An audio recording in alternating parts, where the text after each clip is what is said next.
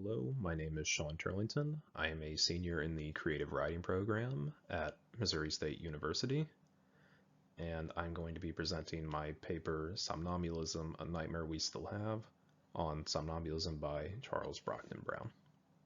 So, brief note before I begin, the PowerPoint is mostly here to structure the paper for the purposes of the video.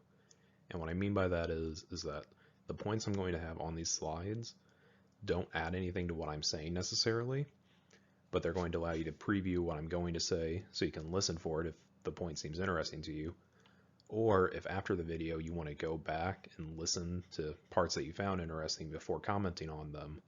Finding the slide that has sort of the preview points on them will allow you to do that much more easily than just guessing where in the video I might have said that.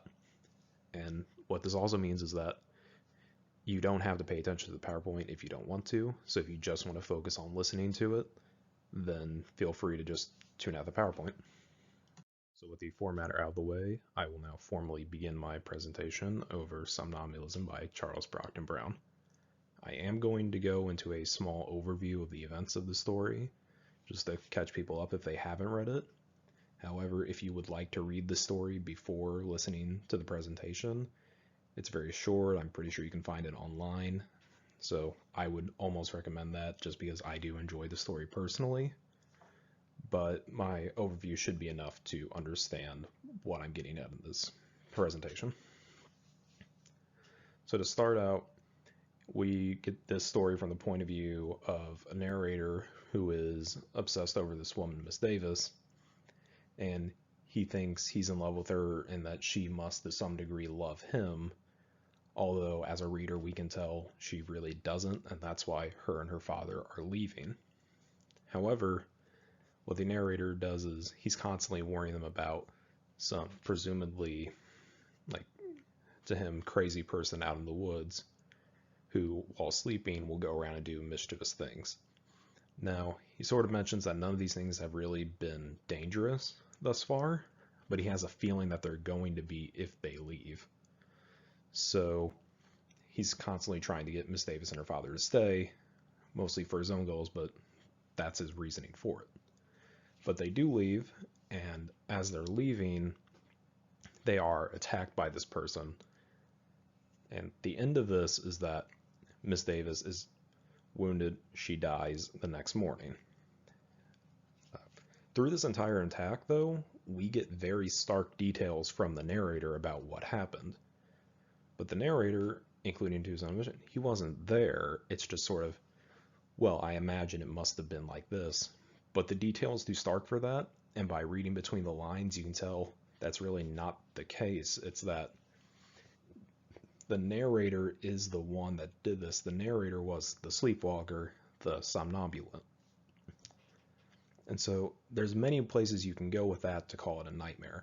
Okay, you could go from the point of view of, well, the obsession must have fueled the action, and it's about that. Or you could talk about like the lack of control that could come from certain issues. However, for me, I'm going to be focusing on the psychology of the character's guilt in relation to this.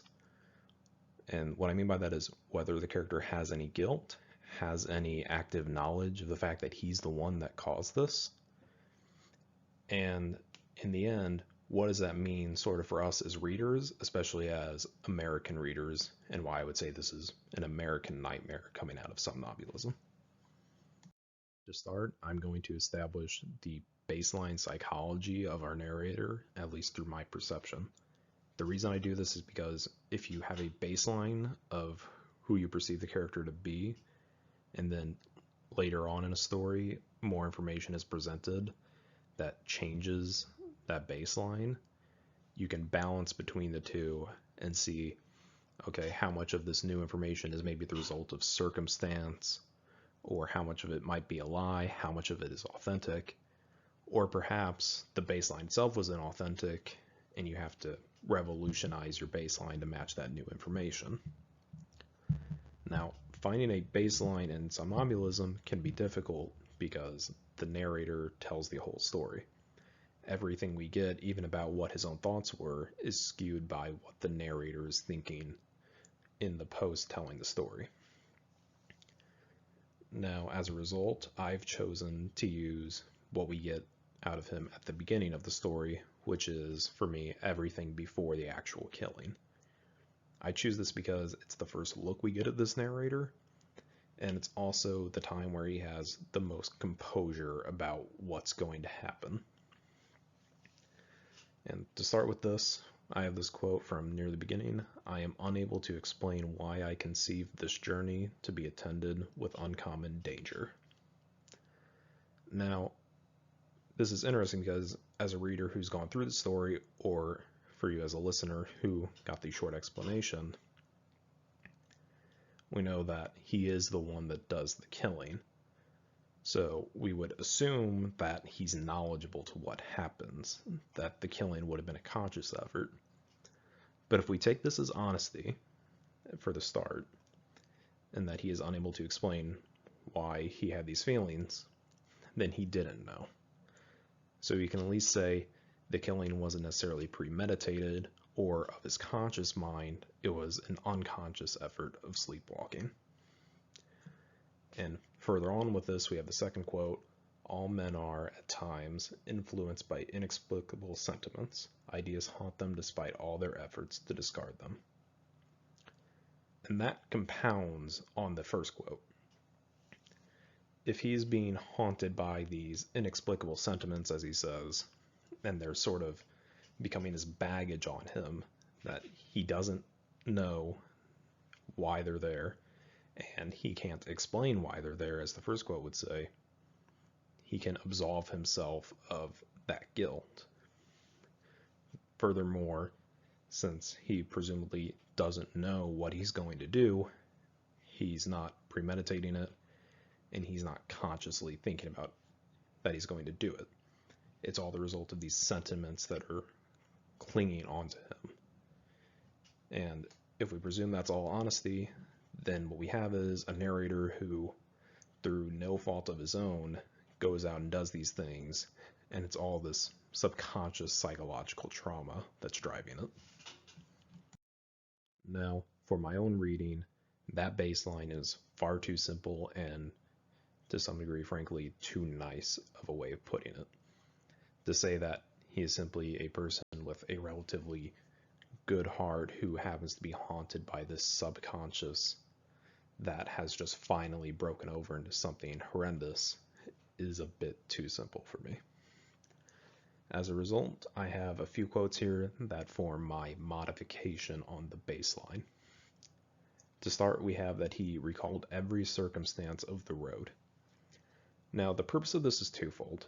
The first purpose is that as a reader the first time, you can sort of be clued into the fact that he's the one that did it because he says he recalled it. He didn't imagine what happened, he recalls what happened. So he would have had to have been there, and the only person there besides Miss Davis and her father was the killer, so he would be the killer. However, it's not simply that. He's recalling it from a later point in time, which means he, as the narrator telling this story, knows exactly what he did. And what that means is that while maybe our baseline at the beginning, before the killing, didn't know, that the narrator looking back on this does know. And that clues us into the fact that maybe we should be looking for some type of guilt or some type of further knowledge he's gained in post. However, our next quote is, "I should not have described these phantoms had there not been a remarkable coincidence between them and the real events of that night."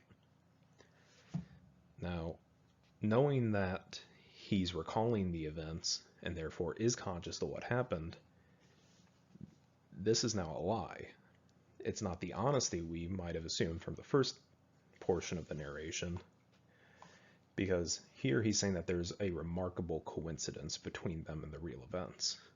Well, he knows the real events, so it's not a coincidence like he might say it is, it's just that he's telling the real events. But if he's trying to present it as a coincidence, it's an underhanded sort of lie. And now there's reason to question that presumed honesty of the first part of the narration. And I think all of this sort of culminates into these final words we get of the story, which is him talking about the very end of Miss Davis's life. And as I'm reading this, it's important to remember this is someone he was obsessed over, that he said he loved, that he was so worried about saving from this danger he couldn't explain. Yet his final words about her are, "Why should I dwell on the remaining incidents of this tale? She languished till the next morning and then expired." That's it. That's all you get. There's not a heart-rending sort of "my love has died" explanation of it. And there's not even anything slightly warm about it. It's very cold and callous towards her death, and he doesn't even call it a death. She just expired. And that sort of dehumanizing intonation of that, paired with the line, says that he's conscious of what happened, he's conscious of what he did, but there's no remorse left in it. So our baseline of perhaps an innocent character who has this subconscious thing that he doesn't fully understand, and who really does love Miss Davis and not want her to be attacked by anyone, is now sort of this cold, callous figure who perhaps still didn't control himself when the events happened, but now that they've happened, he doesn't care. It's just simply what happened, and why should I feel any guilt over it? She merely expired. My closing point for this presentation, and I assume the jumping off point for any discussion in the comments below, is why do I call this an American nightmare? What makes it an American nightmare? As opposed to, say, just a nightmare, or just a horror story, or just whatever. And there are a few reasons you could say. One is that it's set on the American frontier, so maybe it must be American. I don't necessarily agree with this because, for example, a story set in Chicago might not be that different from a story set in New York, because maybe those stories are just about big cities, not necessarily about Chicago or New York. Now, I think what's more important for this story is that it's published around 1805, and there's ideas caught up in this that are about freedom. And coming from a time not far after the American Revolution, where there's this relative affirmation of natural rights people have, there could be a lot of excitement sort of tied up in that new prospect. And I think what this story is saying as a story is perhaps curb the enthusiasm a little bit, because here's what happens whenever someone has these freedoms to do things without any check on them, and that person isn't the generically, intrinsically good person. That person could inflict harm on other people, so we need to be cautious and sort of figure out how do we best manage ourselves now. And that can be brought forward into discussions we have as modern Americans, where we try to figure out, do the externalities of some things we have balance out with what we gain from having them. And these go across many different rights that you could discuss. And I'm not taking any stance on it because I'm only explaining the story, and I don't think the story takes a stance on it. The story is just a short story, and I think it wants to show that there's different sides to this issue than just the positive. There's also the negative. But it's not trying to say the negative outweighs the positive. It's just saying the negative exists, you should look at it. And I think that's where the discussion goes from here. It's using what I hope I've explained by looking at the character's psyche and what I get out of this story.